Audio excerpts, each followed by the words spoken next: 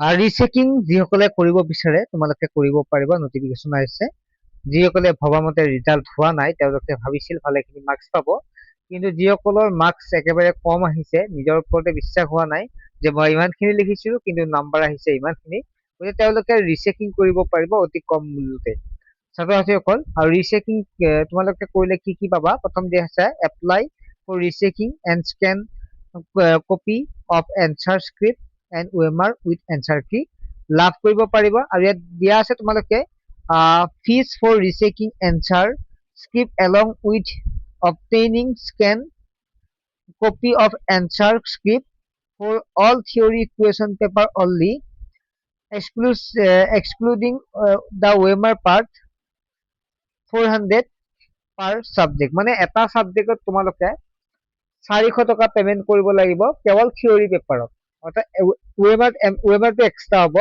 OMR ৰ কাৰণে তোমালোকে পেমেন্ট কৰিব লাগিব। যদি কোনোবাই ভাবে যে OMR খন মই চাম, তেতিয়াহ'লে তোমালোকে দিছে fees for scan copy of OMR and answer কি 500 পাৰ 50 পাৰ চাবজেক্ট। অৰ্থাৎ 50 টকাতে পেমেন্ট কৰিলে হ'ল OMR ৰ কাৰণে। অৰ্থাৎ মাত্ৰ 50 টকাত তোমালোকে OMR খন চাব পাৰিবা কিমান মাৰ্কছ পাবা।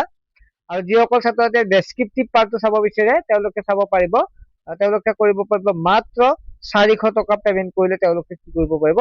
তেওঁলোকে আকৌ পুনৰ ৰিচেকিং কৰিব তেওঁলোক সিহঁতৰ কিতাপ যিখন বহি, ঠিক আছে। বহিখন মানে নাম্বাৰ যদি তোমালোকৰ ভুল হৈ আছে তেওঁলোকে শুদ্ধ কৰি দিব।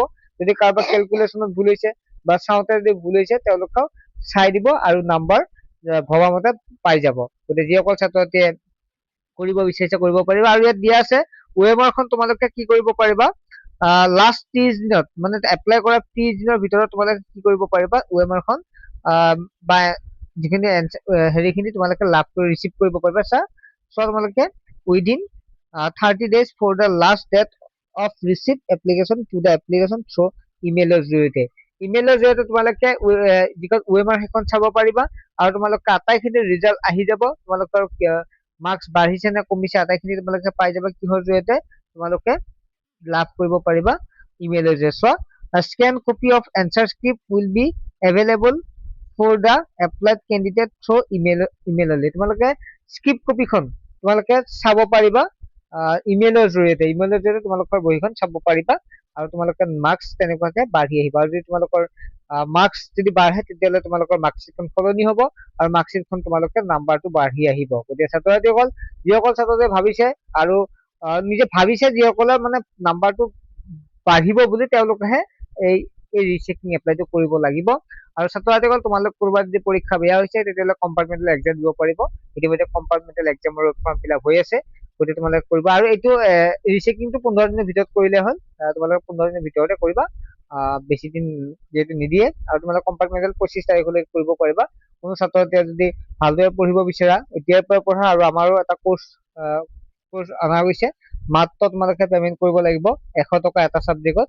তুমি math, science, social science, English, Assamese আৰু যিটো ইলেক্টিভ জিঅ'গ্ৰাফী তোমালোকে কৰিব পাৰিবা মাত্ৰ 100 টকাত পাৰ চাবজেক্টত। গতিকে যিসকল ছাত্ৰ ইচ্ছুক হয় তোমালোকে এই নম্বৰটো 9394628219 এই নম্বৰত SMS কৰি তোমালোকে জইন হৈ ল'ব পাৰিবা। ছাত্ৰ-ছাত্ৰীসকল ঠিক আছে, নেক্সট তোমালোকৰ লগত আলোচনা কৰিম, নেক্সট এটা ভিডিঅ' লৈ আহিম আৰু অনলাইন ক্লাছ আমি ষ্টাৰ্ট কৰিম যিটো বেটছৰ কাৰণে কম্পাৰ্টমেণ্টেল। গতিকে কোনো ছাত্ৰ যদি বেয়া হৈছে পৰীক্ষা, কম্পাৰ্টমেণ্টেল দিব বিচাৰিছে দিব পাৰিবা, ঠিক আছে।